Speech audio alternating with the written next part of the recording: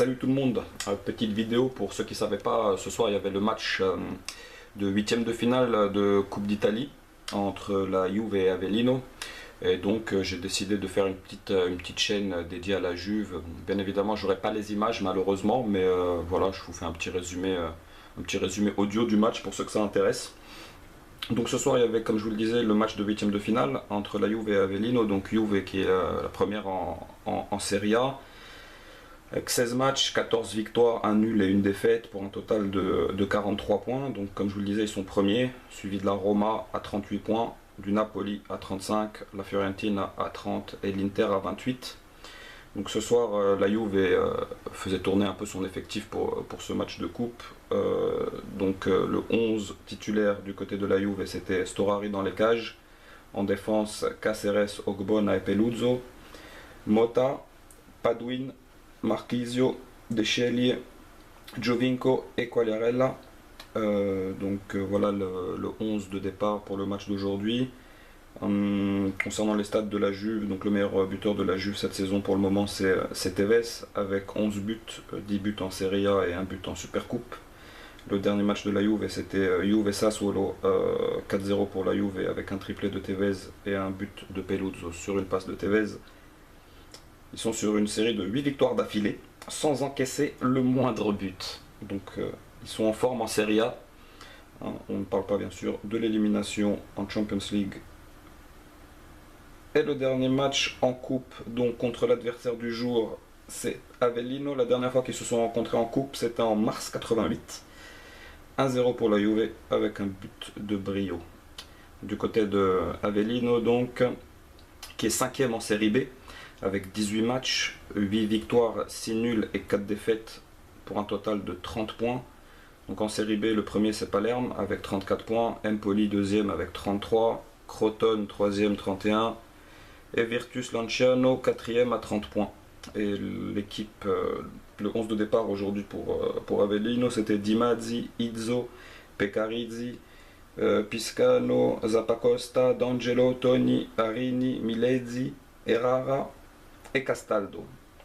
Donc le meilleur buteur de Avellino c'était Galabinov, qui n'était pas titulaire aujourd'hui, qui rentrera en cours de match avec 6 buts. Et le dernier match de Avellino c'était un match nul contre Trapani qui est 13e. Donc voilà, vous avez une idée un peu des deux équipes et des forces en présence, comme ils aiment dire à la télé.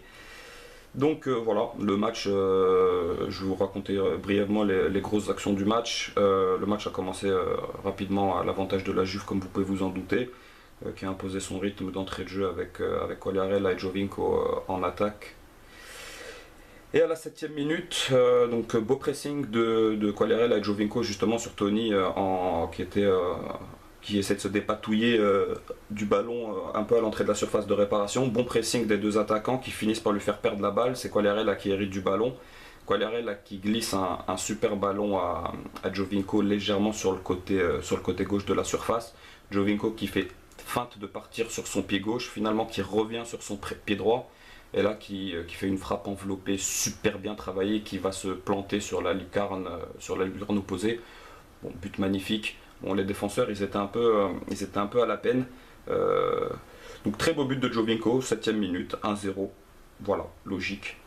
À la 16e minute, il y a un coup franc pour la Juve légèrement à droite, à une trentaine de mètres. Donc c'est Giovinco qui s'en charge. Giovinco qui tire un ballon dans le paquet. Et c'est Caceres qui se retrouve tout seul en plein milieu de la surface de réparation, qui glisse et qui pousse le ballon du pied droit. Donc 2-0 pour la Juve à la 16e minute. À la 19e, on a la première occasion d'Avellino qui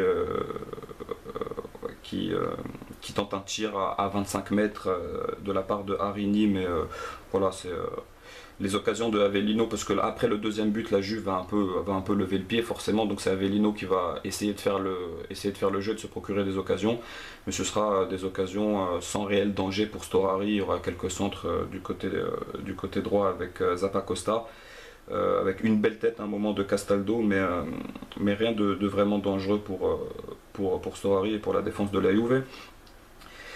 Et après, il y a un coup franc pour la Juve, et donc cette fois sur le côté gauche, à une vingtaine de mètres à une vingtaine de mètres à peu près. Et là, Jovinko donc tire premier poteau, et Quagliarella donc devant son adversaire et coupe la trajectoire du ballon. Donc le ballon prenait de la vitesse, donc lui le dévie juste de la tête et il le place facile. Le gardien n'est pas super réactif, mais le coup franc et la tête étaient superbes. Donc 3-0 pour la Juve. Voilà.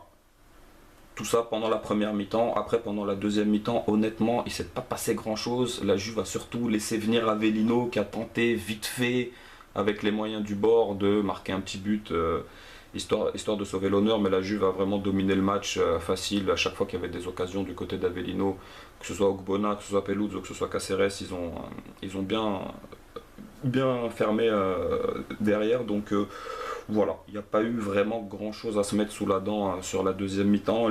La seule chose à noter, c'est que qu'est-ce qu'il y a eu? Ouais, il y a eu Pepe qui a fait son grand retour, donc sous les ovations du Juventus Stadium. Il est rentré à la 79e à la place de Jovinko, en même temps que Lichtsteiner, qui est rentré à la place de Mota. Et puis voilà, il y a Bouy aussi qui était rentré juste avant à la place de Asamoah. Donc voilà, honnêtement, c'était pas non plus le match de l'année, donc c'était un petit débrief rapide de la partie de ce soir pour le match de coupe. Donc du coup, la Juve est qualifiée hein, pour les quarts de finale qui se jouera contre le vainqueur du match Roma-Sampdoria. Et je crois que le match entre la Roma et la Sampdoria se joue le 9 janvier. Donc voilà, petit débrief du match de ce soir. Bon, un adversaire à la portée de la Juve, donc ça c'est pas de surprise, 3-0 sec, avec un but de chaque attaquant, ce qui est plutôt une bonne chose, hein, que ce soit pour Jovinko ou pour Quagliarella. Et donc voilà, je continuerai à poster des petites vidéos audio concernant uniquement les matchs de la Juve, hein, puisque je suis un grand fan de la Juve. Donc si ça vous plaît, n'hésitez pas à aimer la vidéo ou à vous abonner à la chaîne. Je ferai en sorte de faire un petite vidéo comme ça de 5 minutes pour chacun des matchs. Voilà tout le monde, allez, à la prochaine, Forza Juve.